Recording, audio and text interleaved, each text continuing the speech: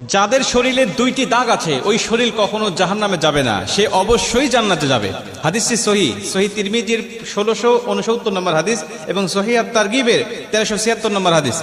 হযরত আবু উমামা রাদিয়াল্লাহু তাআলা আনহু হাদিসটা বর্ণনা করেছেন। রাসূল সাল্লাল্লাহু আলাইহি ওয়াসাল্লাম বলেন, যাদের শরীরে দুইটা দাগ আছে এবং যাদের শরীর থেকে 2 ফোঁটা তরল পদার্থ নির্গত হয় ওই শরীর কখনো জাহান্নামে যাবে না, সে অবশ্যই জান্নাতে যাবে এবং আল্লাহ পাকের কাছে এই শরীরটা সবচেয়ে প্রিয় শরীর। রাসূল সাল্লাল্লাহু আলাইহি ওয়াসাল্লাম বলেন, 1 নম্বর দাগ হলো যে ব্যক্তি জিহাদের ময়দানে আল্লাহকে খুশি করার জন্য, আল্লাহর দ্বীন কায়েম করার জন্য অথবা আল্লাহর সন্তুষ্টির জন্য যে ব্যক্তি বাতিলের মোকাবেলা করতে গিয়ে শত্রু পক্ষের আঘাতে তার শরীরে ছোট্ট একটা দাগও যদি বসে যায়, এই দাগটা কিয়ামতের ময়দানে সুপারিশ করে বা এই দাগটা থাকার কারণে কিয়ামতের ময়দানে আল্লাহ পাক তাকে জান্নাতে দিয়ে দিবে। নবীজি সাল্লাল্লাহু আলাইহি ওয়াসাল্লাম বলেন, 2 নম্বরে ফরজ ইবাদত সমূহের কোন একটি দাগ যদি তার শরীরে দেখা যায়, যেমন নামাজ পড়তে পড়তে সেজদা দিতে দিতে